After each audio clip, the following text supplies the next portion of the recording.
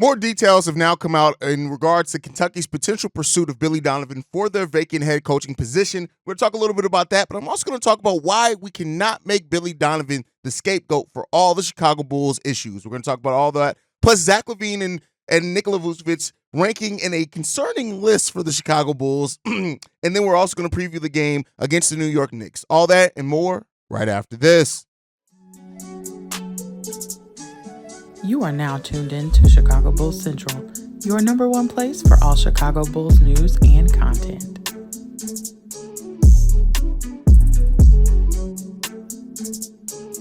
What's going on, Bulls fans? Welcome to another episode of Chicago Bulls Central, your number one spot for everything Chicago Bulls related. I'm the host, Haize, but more importantly, you guys can follow the channel at Bulls Central Pod on every social media platform we happen to be on. With that being said, let's go ahead and get into this content for today. And so we started off yesterday with the rumors surrounding Billy Donovan and him potentially, being pursued by the Kentucky Wildcats for their vacant head coaching position. And of course, all throughout yesterday, more details came out. We even now know the amount of time on an extension that the Bulls gave Billy Donovan. Because of this, we know now that the Bulls gave him a 2-year extension on his deal, which means that after this season, he has 2 years left on his deal. The fact of the matter that it took, kind of this and let us finally know what that extension is a little bit crazy. But per ESPN, Pete Thamel, that the Kentucky Wildcats are ready to make Billy Donovan say no, that he is the number one. The coaching search really begins if Billy Donovan says yes or no to come back to Kentucky and coach that basketball team. And, for those that ask why, and I saw some of the comments asking, why would Kentucky really want Billy Donovan? And I think people forget that while Billy Donovan is a okay NBA coach, he's an all-time great college coach. When you look at what he was able to do down in Florida, the fact that he never had the top of the line really recruiting classes, but that team always really won a lot of games and performed extremely well. Billy Donovan does a damn good job coaching, and this is also somebody that they've tried to get to take the job in years prior, and he's turned them down, I believe, twice before for that job. So it seems like things are heating up, especially if you are to believe the rumors. Now, again, some of this could just be article writers doing their thing, right, to try to sensationalize some things. But when it comes down to it is that if Kentucky does plan on pursuing Billy Donovan strongly and aggressively as soon as the Bull season ends, that it could come sooner rather than later. The Bulls' regular season ends on Sunday, and then we play on that following Wednesday is the first playing game. If we win that following playing game, we then would play again on Friday for the second playing game. So, that could be, we're looking at about a week and a half until at the earliest that decision could be made. If the Bulls do go into the playoffs and end up, making it in as the 8th seed and facing off against the Boston Celtics, the series probably won't go too long, but that can definitely extend it. And so, I've seen some people in the comments ask, like, well, would Kentucky be willing to wait the amount of time that it could take before they could really pursue or sign Billy Donovan? And I think if he's truly their guy, right, as these outlets would have you believe,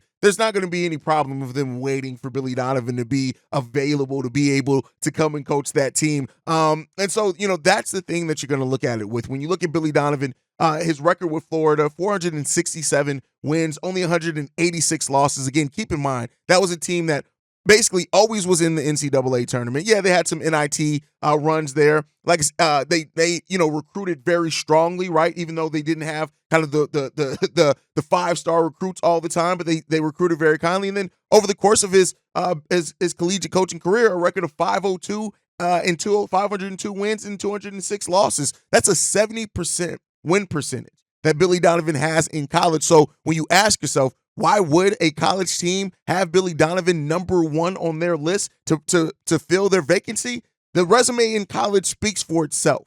And so it really comes down to, is that something that entices Billy Donovan, a job that he's turned down before? Does he look at what he's done now in the NBA and want that more control over collegiate program, which he would have if he does go down there? Now, that comes with its own huge pressures if he does go to Kentucky, but it could be something that Billy Donovan is willing to take on, and we'll just continue to watch it. But it's gone from those murmurs and those kind of quiet talks that it could be something to happen to now it's a lot louder on the potential of Billy Donovan seriously being the next coach of Kentucky. And we'll leave that to see. But one thing that I want to do in this, and even in my own talks around it and everything else here and on Locked On Bulls, I want to make it clear that Billy Donovan is not the scapegoat for this team. It cannot be made the scapegoat. Billy Donovan leaving, if he does, it doesn't automatically fix all the problems with this team. Yes, Billy Donovan has huge flaws as a coach. His lack of adjustments, the lack of situational awareness,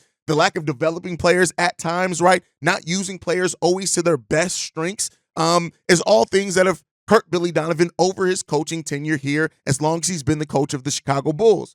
But let's be clear here that this roster is still a roster with some serious flaws. This is a roster still that the front office still has to break something up to make it make more sense and stop living in two worlds, right? Yeah, you can bring in a coach with more modern philosophies, and that's great, right? You can bring in a coach, and I would hope the Bulls bring in a coach with a completely new set of eyes on this situation to evaluate players, evaluate play style, all those type of things. But Billy Donovan hasn't been dealt the best hand while he's been here either. And I don't like the conversation where it goes to blaming either the front office or either Billy Donovan. Two things can be true at the same time. And the front office has absolutely fallen short of their goals in their job at times. But Billy Donovan as a head coach has as well. But I don't really see it being in a realistic fashion. Some coach just coming here with the same roster and all of a sudden, boom, we get off to rocking and rolling and we're a top 4 team in the Eastern Conference. I do think that a better coach with kind of those better situational moments, a better understanding of how and where to use players to their strength could definitely have this same Bulls team in a little bit better of a position. But if we're talking about the ultimate goal, and that's truly being able to contend for something meaningful, no, we still need those changes to make the roster more modern. We still need those changes to help kind of fill in the gaps that have been on this team for years, right? So, Billy Donovan is made, and I know a lot of people blame Billy Donovan just for the small ball. I look at that and say it's a roster thing because when you look at it, we got Torrey Craig, we got Patrick Williams, right? And who came in as our projected fours. They both went down with injury. At that point, you're going to go small, right? And so Alex Caruso and Billy Donovan held off on it as long as he could, and then even tried to put Torrey Craig back in that starting lineup for a game, and then it didn't end up working. And by the halftime, Alex Caruso was back starting at the 4, right? So, those type of things do happen. And but Billy Donovan's tenure here with the Bulls, it's been much less than perfect. But he also been dealt with much less than a perfect hand and a serious flawed roster that has come into the season every year with flaws on size, flaws on rim protection, not enough three-point shooting. We've tried to become a more modern three-point shooting team as best that we can, but those things don't just change overnight just because you change the head coach. I do think that a new mind on everything can definitely help a lot.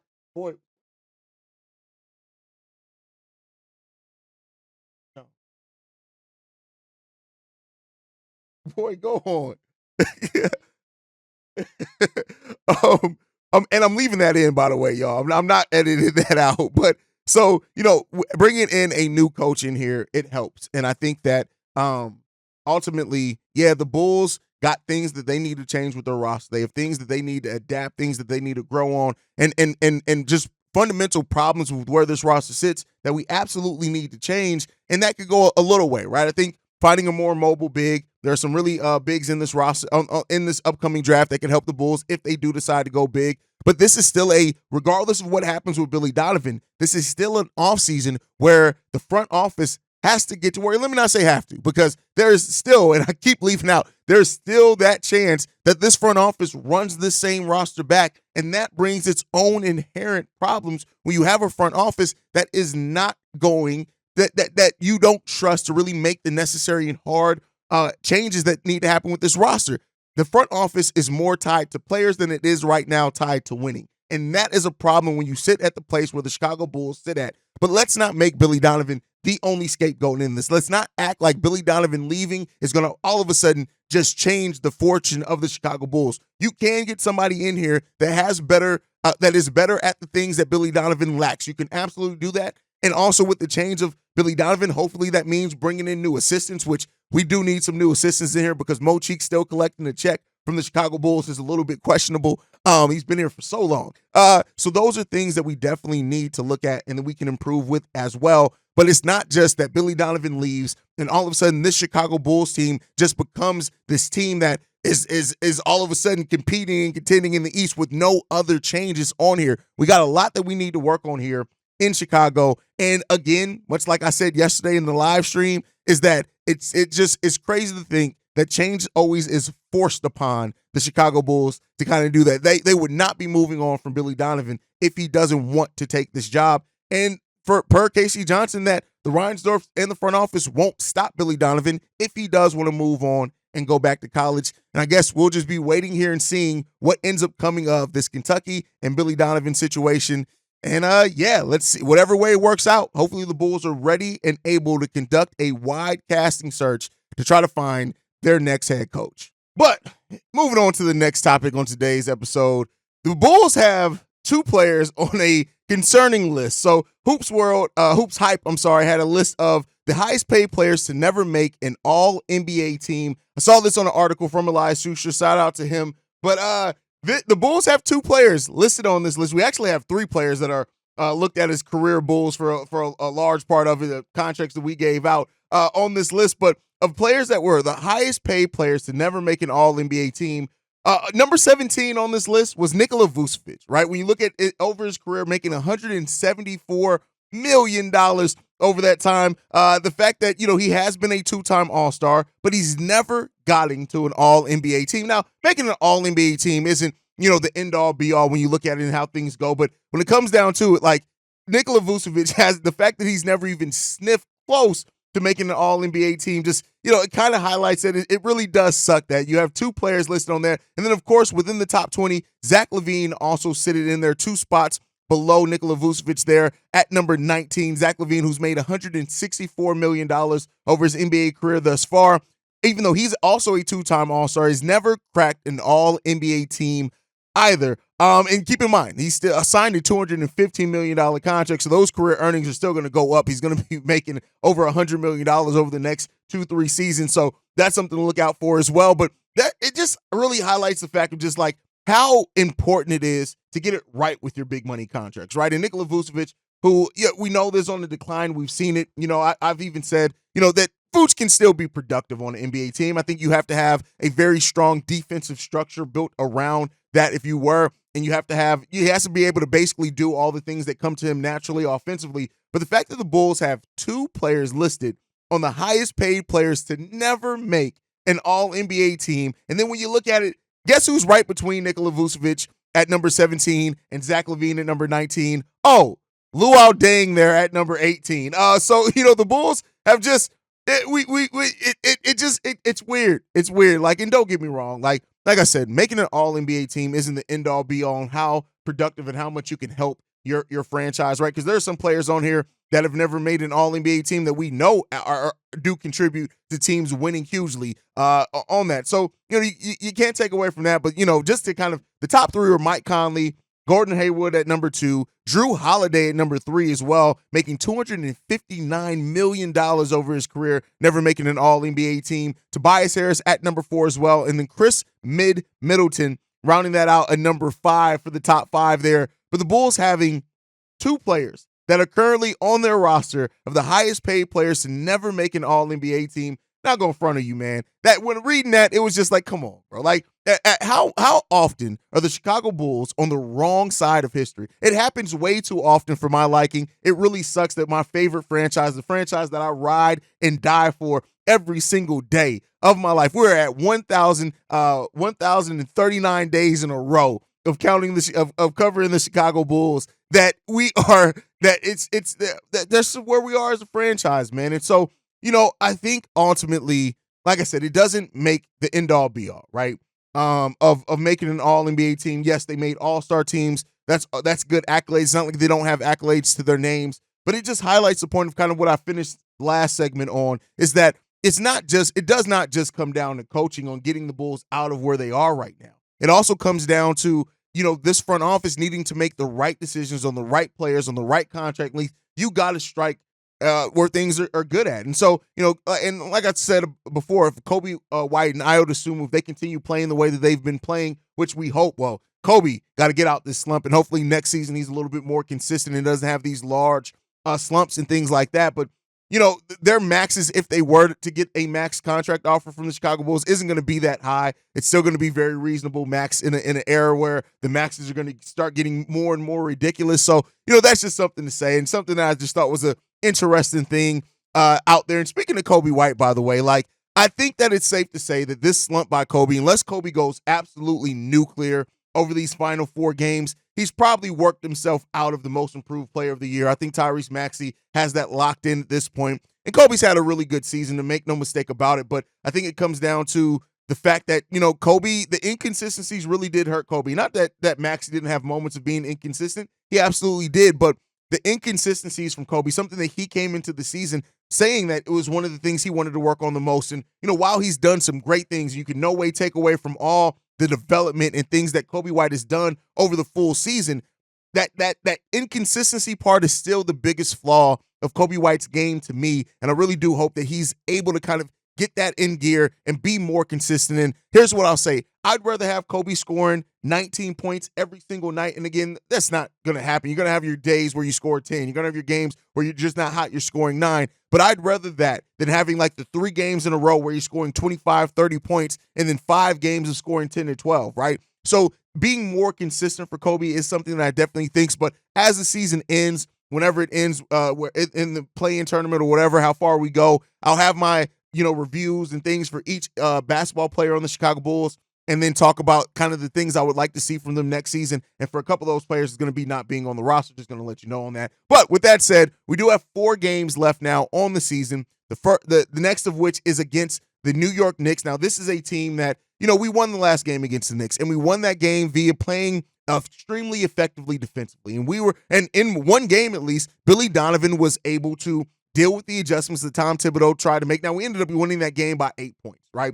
After leading by much larger margin than that throughout most of that game. And that just shows the way that the New York Knicks fight, they compete, how Tom Thibodeau does have that team making adjustments defensively. And the Bulls got to come out here and they got to put the stamp on the game defensively again against the New York Knicks. If you do not have a strong defensive effort against the Knicks, you're going to lose this game because of the way that the Knicks play defense themselves and how great of a strategist that Tom Thibodeau is. The Knicks are a middle-of-the-pack team. Really, when you look at it, the Knicks only average about 0.9 points per game more than the Chicago Bulls. The thing that really separates the New York Knicks is they're the second best defense in the entire NBA, only allowing 108 points per game. And Chicago Bulls are 13th. They allow 113.4 points per game. So the Bulls have to be prepared first defensively in this game. Allow your defense to set your offense up for easier shots. That's the first thing to do. If your defense comes in and has that type of effort in,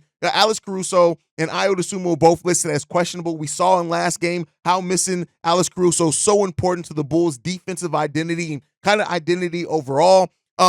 So you're going to need, and especially if Ayo's, that's another point of attack defender for you that you're going to be missing as well. The Bulls have to be locked in and connected defensively. The communication, the energy, the playing in the passing lanes, the rebounding the ball extremely well. These are all things that the Bulls have to do on defense to make their offense be put in a better and easier scenario and situation to be able to score easier buckets. And we got to spread the ball around. That game against the New York Knicks, the Bulls moved the ball very kindly. Over half of our buckets were assisted on, and that's where the Bulls find it. But it's that synergy between the offense and defense, right? The symbiotic relationship between your defense making so many things easier on your offense when you play that stifling defense that the Bulls need to thrive within in today's game against the New York Knicks. And if they don't, it could be a long, ugly night because Tom Thibodeau is best believe Thibodeau has that tape. And he's going to be making those adjustments, and he's going to come out of this one trying to stifle exactly what you did well in the last game. That is what Tom Thibodeau does, and that's why he is such a great regular season coach, a good postseason coach as well, make no mistake about it. And, you know, this team has to rebound the ball well. That is such an important part, and Vooch and Drum are going to be important parts of doing that, and not necessarily playing together, but in their minutes. If they both can have double-doubles, usually that bodes well for the Chicago Bulls. The big lineup hasn't been good, especially defensively for the Bulls for the majority of the season. All they do is get a couple of more rebounds, but we got to lock in on that first defensively today. And then can Kobe come out of this slump, right? We've seen bits and glimpses of Kobe potentially coming out of it. We need Kobe White to really be on his P's and Q's, along with DeMar DeRozan, who tried to do his best king of the fourth impression last game to try to get the Bulls the win. It just wasn't enough down the stretch of that game, but we got to play better as a team. Everybody has to be locked in. We got to play smart offensively. And if we don't play smart and we turn the ball over a shit ton like we did in last game, it's going to be an ugly game for the Chicago Bulls. So hopefully the Bulls are prepared for this, because I tell you what, Tom Thibodeau is not taking the night off. He's not taking it easy, even though the Knicks have basically everything clinched up.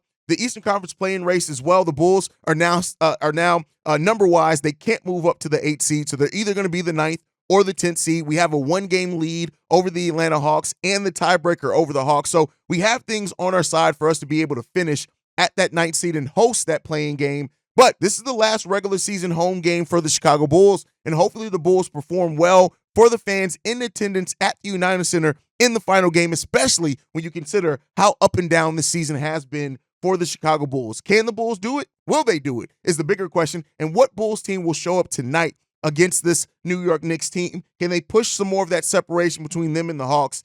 Let's see. We know now that the Bulls can at best finish 500, and they'd have to sweep all 4 games. They have to win all 4 games in a row to be able to do that. To get in the 500 thing, it's not as big of a thing. And, it is what it is when it comes to this point. This season has been a struggle for the Bulls, and I don't think anybody would deny that. And, the Bulls just finishing strong, man. Hold on to that 9th seed, and then let's see what we can do in the play-in tournament, which will start on next Wednesday. Not this upcoming Wednesday, but next Wednesday. And so we are right around the corner, man. We are in the last 4 games of the season. The season's wrapping up. I know a lot of Bulls fans are probably happy about that. But, guys, thank you for tuning in. Make sure you guys are following the show at Bulls Central Pod. You can send us any feedback, questions, comments, concerns, bullcentralpod@gmail.com. Lastly, if you want to leave a text message and our voicemail for the mailbag, the number to do so, 773-270-2799. We are the number 1 spot for everything Chicago Bulls related, thanks to you guys. And like I like to end every episode on, go Bulls. Love you guys.